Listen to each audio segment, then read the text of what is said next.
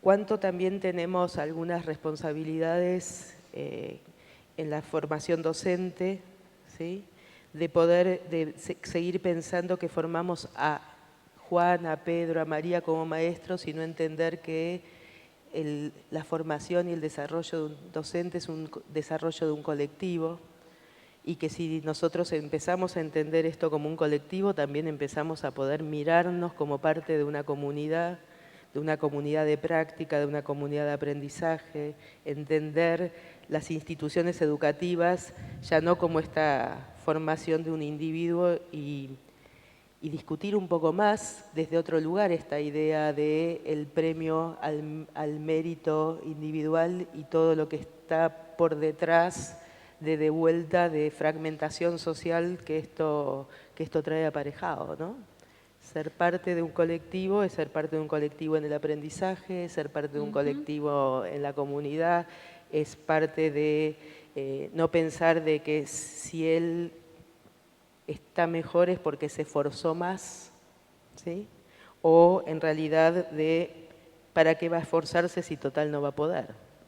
Entonces ahí hay un lugar de reconocimiento de la potencia nuevamente del otro, del deseo del otro, de la capacidad de entusiasmarnos los unos a los otros y de poder pensar. Yo pensaba lo que estaba pasando en este momento, que en realidad probablemente teníamos algunas ideas de lo que queríamos conversar, pero la posibilidad de escuchar al otro, qué sé yo, jamás me imaginé que iba a contar sobre qué decían los adolescentes cuando los entrevistábamos sobre su aprendizaje, y fue la conversación la que permitió compartir esto.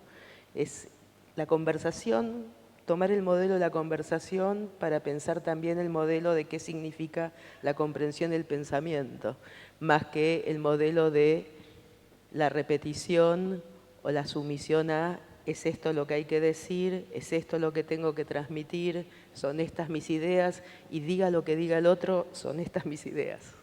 Sí, hay también una captura que tiene que ver con, no solo con el sacrificio. Yo creo que en el momento contemporáneo tenemos dos peligros enormes.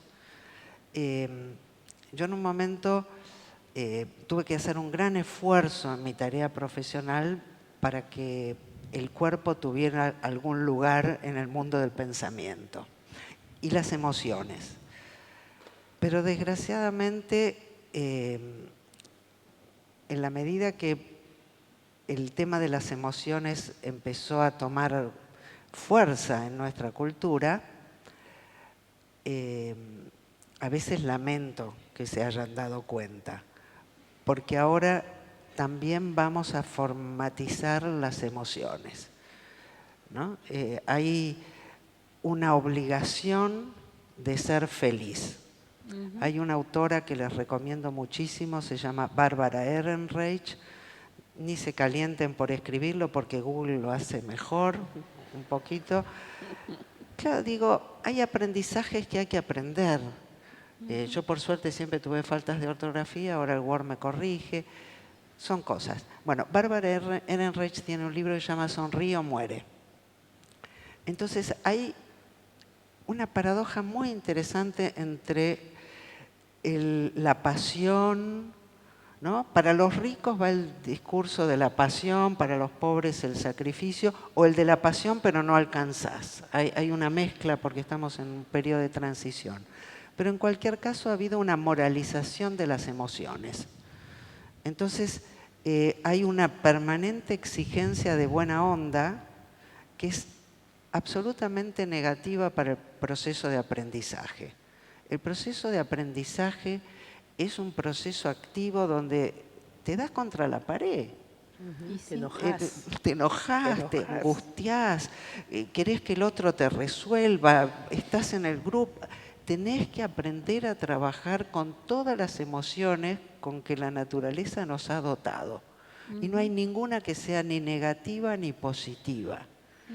Las emociones esas que ellos llaman negativas son emociones que surgen en nosotros porque algo anda mal, porque alguien nos está despotenciando. Entonces tenemos que aprender cómo trabajamos con esas emociones para promover esa potencia colectiva.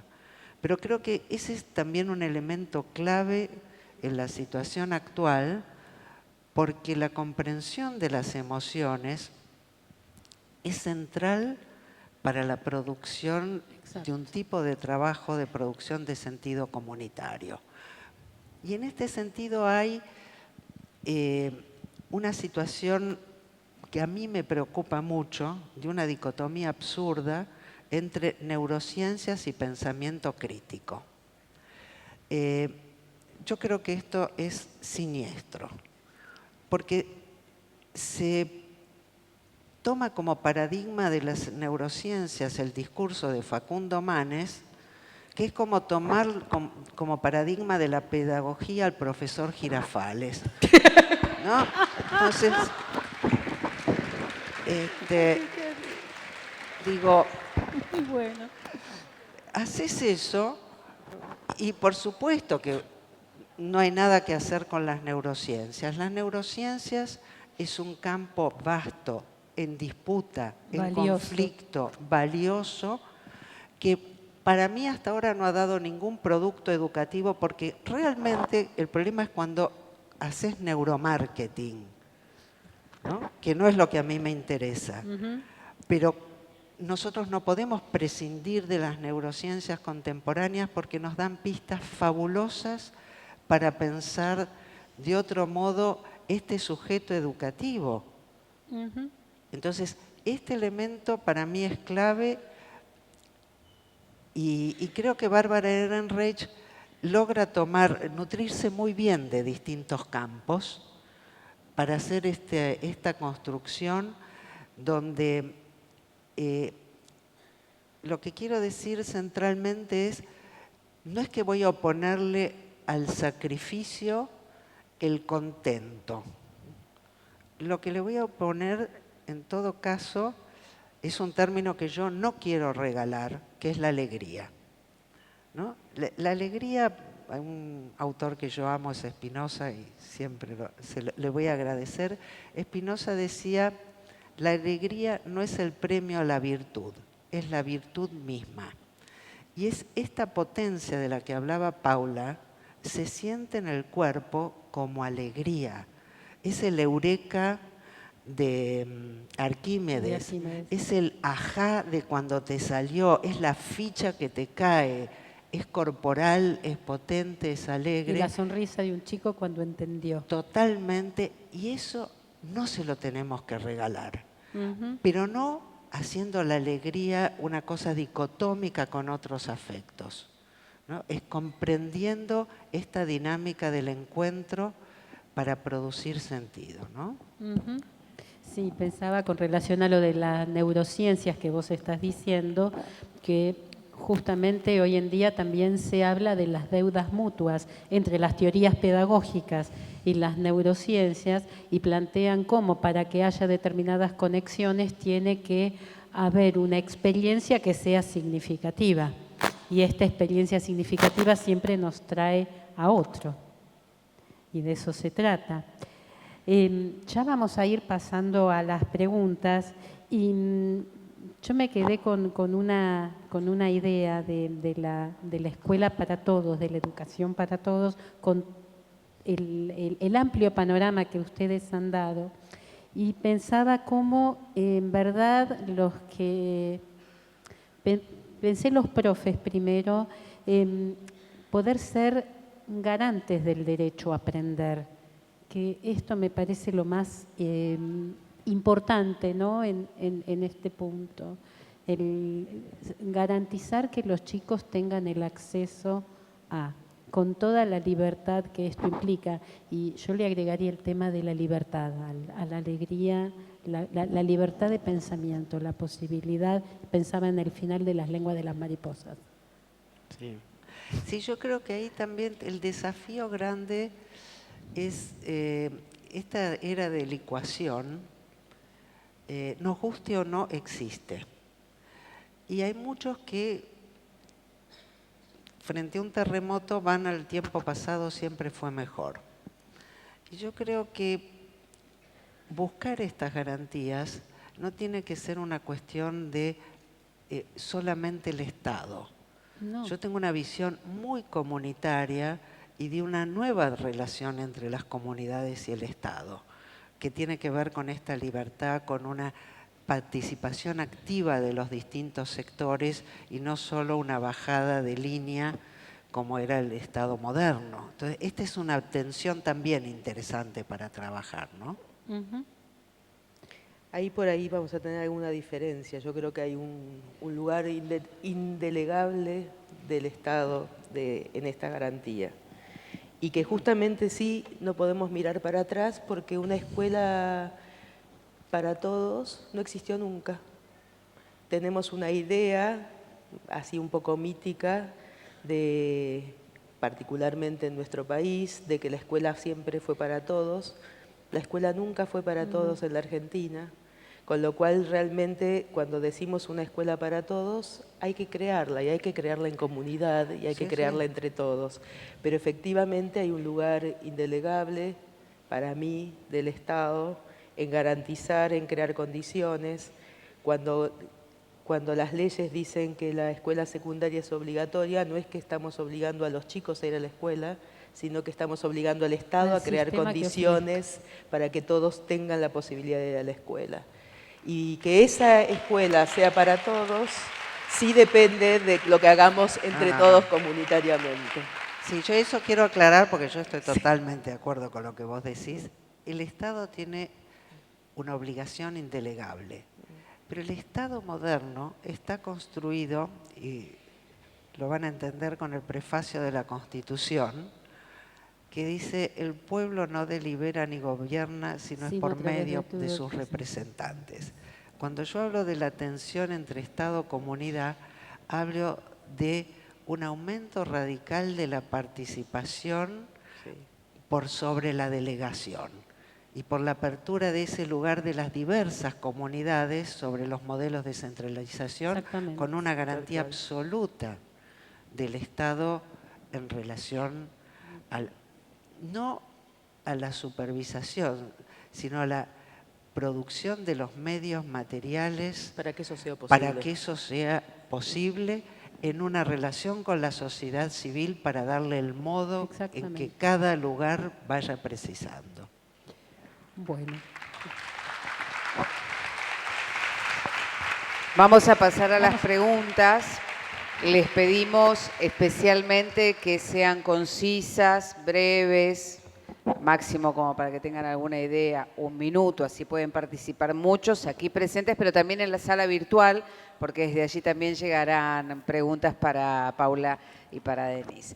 Vayan alzando la mano, si no los vemos muy claramente les pediremos que se pongan de pie y tenemos micrófono en mitad de sala.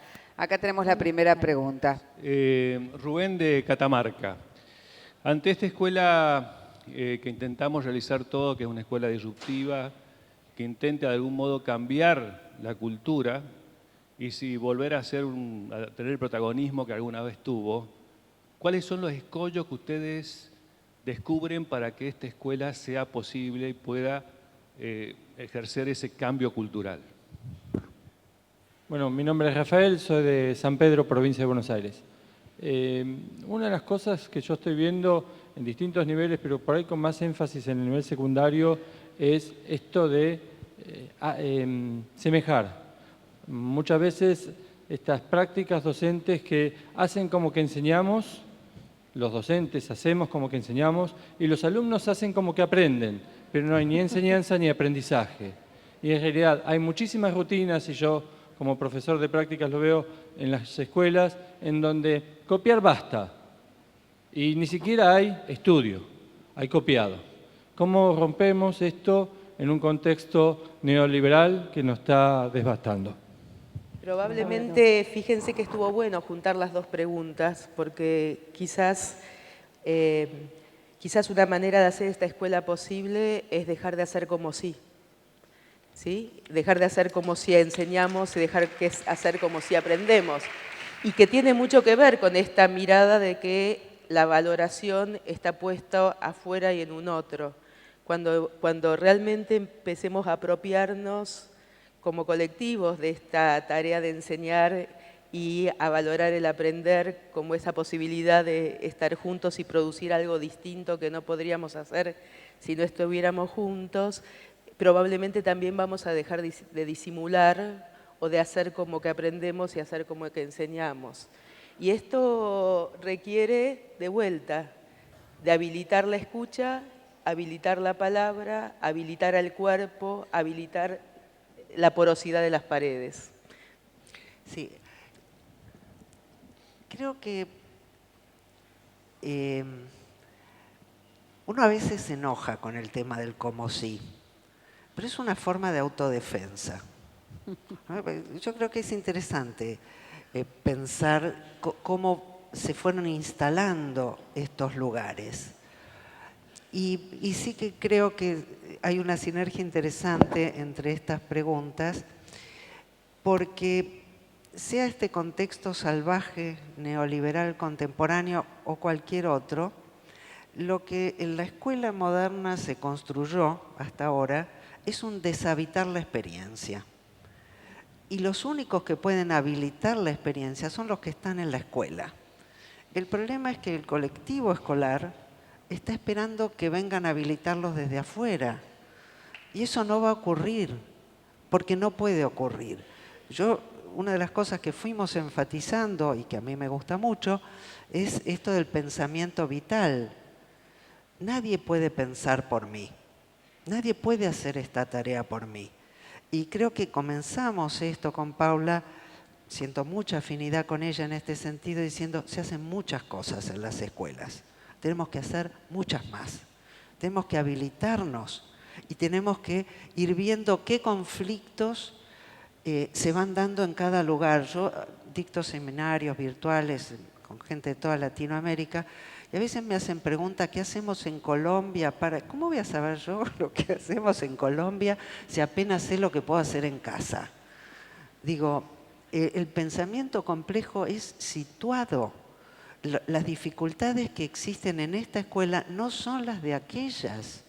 Tenemos que, por eso digo, en lugar de activar nuestra propia participación, que es activar nuestra vida.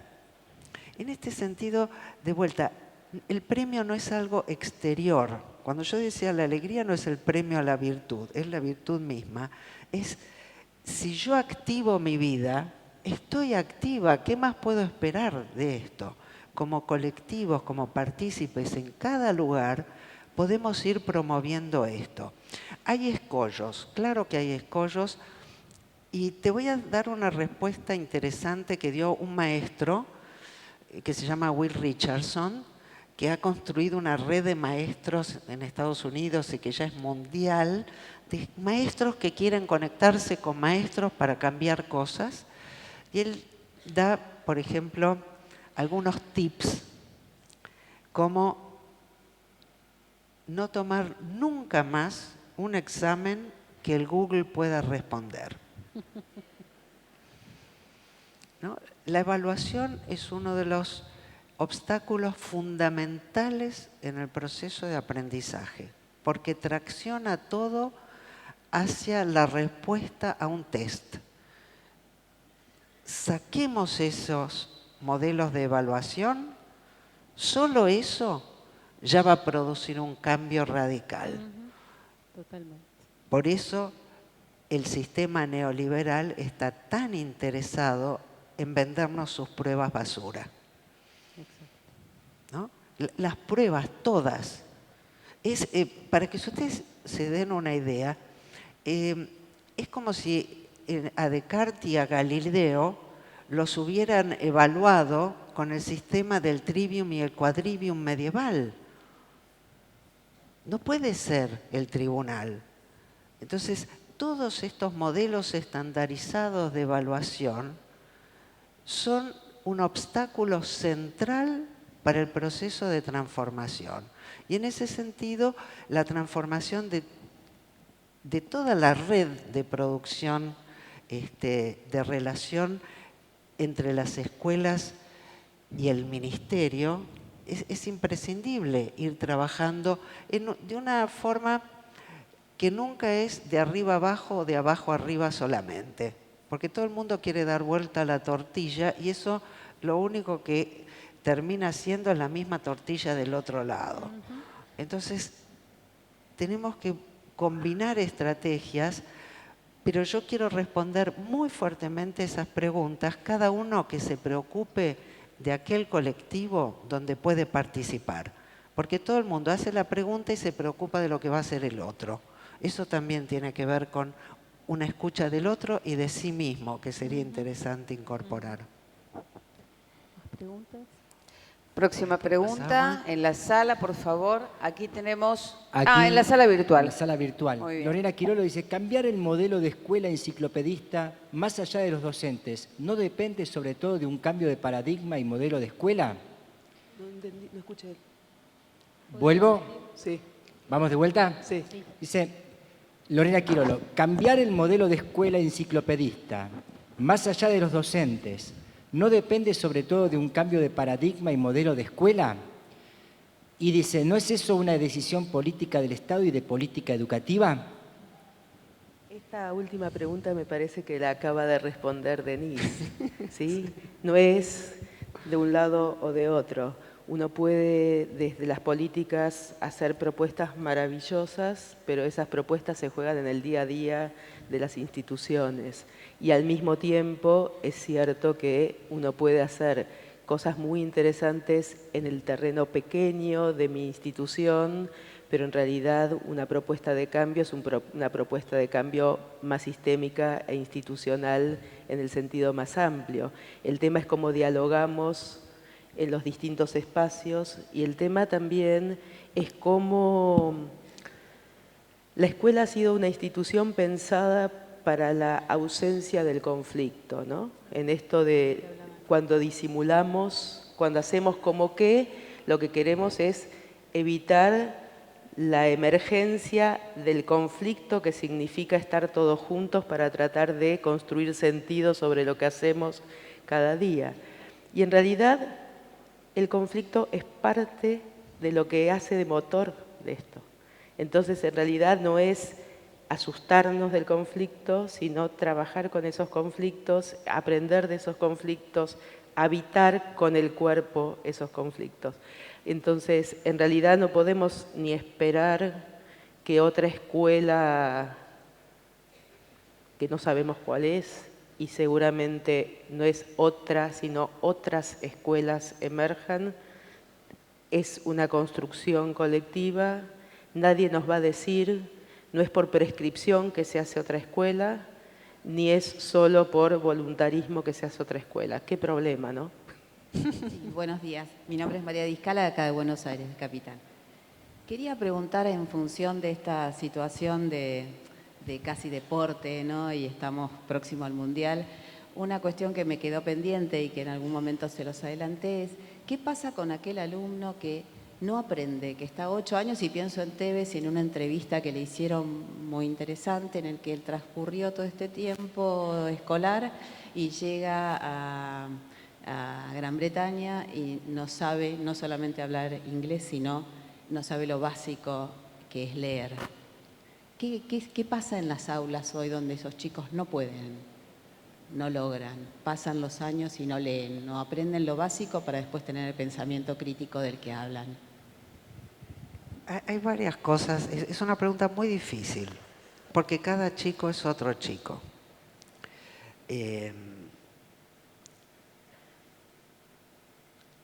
Yo dudo que haya muchos chicos que pasen muchos años y no aprendan ni a leer.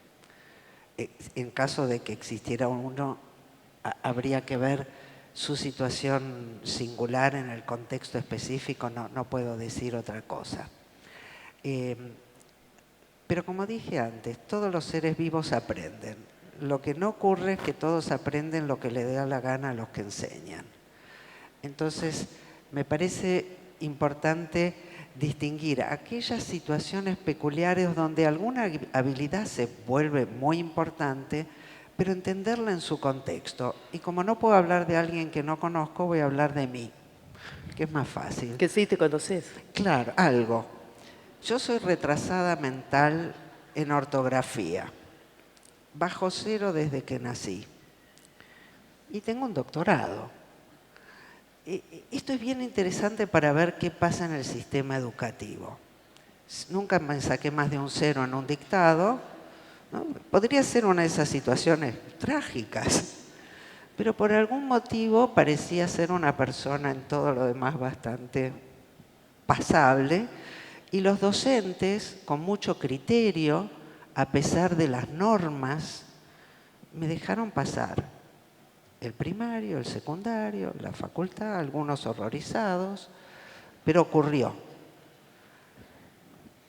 Y con los años he mejorado gracias al Word.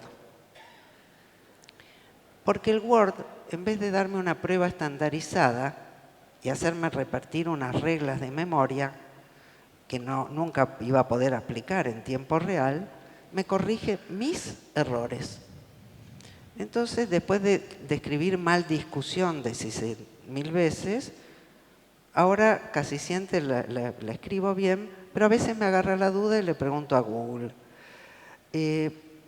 Las dificultades de aprendizaje son dificultades vinculares. Surgen porque se le pide a alguien algo que no puede, porque no se acepta que algo no se puede, porque no se buscan nuevas estrategias para que puedan, porque los tiempos de la institución están estandarizados y no se permiten los procesos.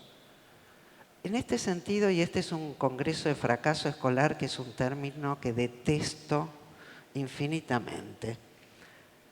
Cuando se habla de fracaso escolar es un eufemismo para hablar del fracaso de los chicos.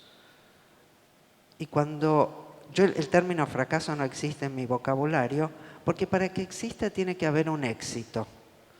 Y tampoco la hay. En el aprendizaje es el despliegue de la potencia hasta donde cada uno pueda en el colectivo en el que está inserto. Entonces, cuando yo veo ese problema de un chico, tal vez no sea un problema, es que no puede. Y verá cómo en la relación colectiva ese no poder se transforma en una habilidad social para poder con otros. Pero creo que en este sentido hay otro término, junto con fracaso, que voy a aprovechar para invitarnos a habitar la experiencia, que es deserción escolar. Desertor es el tipo que voluntariamente se va de una guerra. Y nosotros llamamos desertores a los chicos que son expulsados de un sistema que es incapaz de contenerlos y de comprender su dimensión comunitaria. Entonces, sea lo que pase en las aulas, es desde las aulas, desde esta comprensión habitada en la situación y desde la no exigencia de lo imposible, sino el cultivo de la potencia, que nosotros vamos a poder proponer este aprendizaje para todos, que no es un aprendizaje para todos igual. Diana de Formosa. Denise, No. dice que hablaste de dos peligros, cuando el cuerpo y las emociones no tienen lugar en el pensamiento. ¿Cómo hacemos para instalar en el pensamiento los modos de hacer docencia? Yo no dije eso, pero siempre es un problema. Digo, no hay pensamiento sin cuerpo y sin afectos. Es nuestra cultura la que ha inventado esa creencia espuria y llama pensamiento al discurso. El pensamiento no existe nunca sin los afectos y sin el cuerpo, porque yo para venir acá tuve que traer al cuerpo. Si no, les hubiera mandado solo el pensamiento y me quedaba durmiendo en casa. Entonces, esta distinción yo creo que es fundamental. Es el modelo escolar el que ha inhibido esto. Y nuestro desafío es visibilizar lo que siempre estuvo allí. Ese es el desafío. No es que no estaba, es que estaba regimentado, estaba empotrado en una silla. Penac dice por ahí que, digamos, el modelo de la uniformación es la de un regimiento marcando el paso. Y a él le gustaría que la escuela fuera como una orquesta. Pero una orquesta suena demasiado bien, ¿no? Tendría que ser la orquesta ensayando al principio. y viendo qué vamos haciendo en el camino. Y yo querría, sobre esa misma línea, hacer otra distinción, o en todo caso romper con otra distinción que muchas veces hacemos. Pensamos en el niño y sus aprendizajes. También como si el aprendizaje estuviera fuera de uno. Y así como somos cuerpo, somos nuestros aprendizajes. Sí, totalmente. Entender que somos nuestros aprendizajes, para quienes tomamos la docencia como una profesión, es una enorme responsabilidad.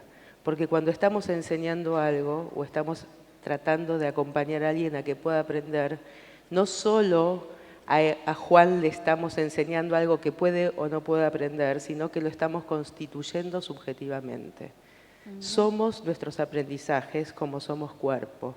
Entonces, trabajar en pos de generar posibilidades de otros aprendizajes significa trabajar en pos de otras construcciones subjetivas. Verónica, pregunta, ¿las neurociencias entonces aportan pistas, como dijo Denise?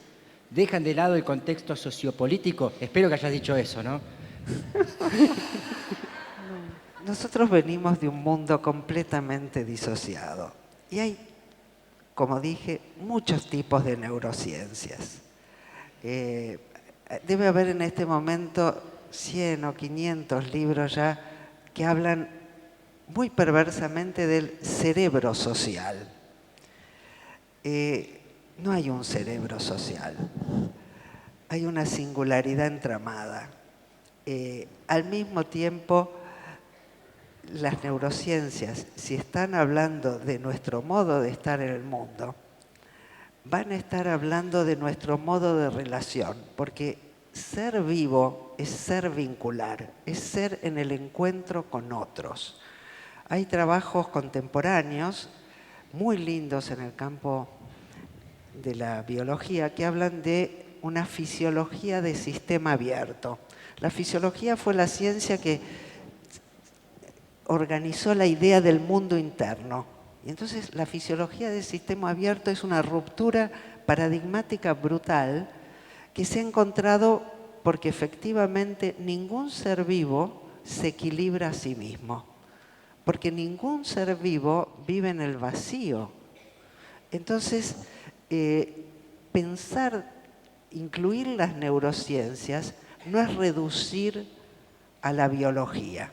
Esta es la aberración. Yo no voy a reducir jamás el aprendizaje a la biología, porque la biología es una ciencia que fue instituida desde una construcción disciplinaria que ha separado la vida de la propia vida.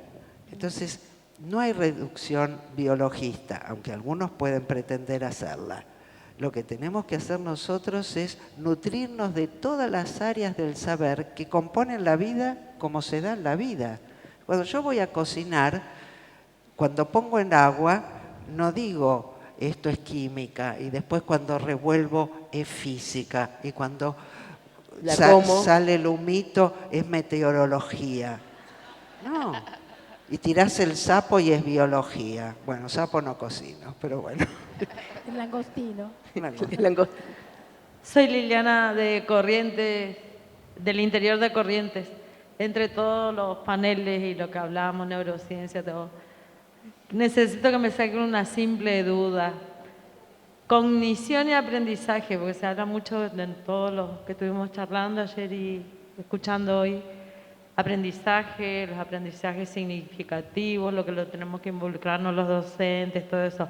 Estoy hablando por el área de discapacidad y por todo lo que lo estoy escuchando a ustedes, creo que si ustedes no me sacan la duda, creo que tengo que retirarme ya. En la tarea de enseñar hay que leer y releer y todo eso. Y me tocó la oportunidad de encontrarme con apuntes de colegas que hablaban de determinadas patologías o fracasos de aprendizaje, como lo llaman ustedes, y utilizaban la palabra cognición o en la etapa cognitiva que el chico se desenvuelva, bla, bla, bla, bla, bla. Y el chico tiene una parálisis cerebral, por ejemplo. Aprender, sí, aprender nociones táctiles, olfato, gusto, movimiento, sensaciones, percepciones. Entonces yo necesitaba saber si cognición y aprendizaje, porque la cognición implica conocimiento y el aprendizaje, como dijo la magíster, todos los seres vivos aprendemos. Entonces la pregunta era sacarme esa duda. En el caso de discapacidad, hablando, como también tocamos temas de salud, el tema de lo cognitivo, la cognición, no sé si se entendió. En sentido amplio te podría decir que sin duda aprendemos y que hay modos de la cognición que no conocemos. Y que justamente si en esta multiplicidad de maneras y de enfoques y de aportes que podría darnos la neurociencia, es que estamos sabiendo cosas de las posibilidades de la cognición que no sabíamos antes y que justamente, como todo campo teórico es un campo en pugna, como todo campo teórico es un campo en pugna donde se juegan intereses para que algunos modos de expresión de ese campo en pugna sean hegemónicos y otros no, y que hay mucho por saber, mucho por descubrir, y que afortunadamente como organismos vivos tenemos quizás muchas más posibilidades de las que sabemos que tenemos o las que pensamos que tenemos. En ese sentido, no hay duda que hay aprendizaje y en todo caso, probablemente no tenemos modos de poder entender los modos diferentes de cognición. También tenemos modos hegemónicos de entender la cognición. Muchísimas gracias a Paula, a Denise, a Mariana.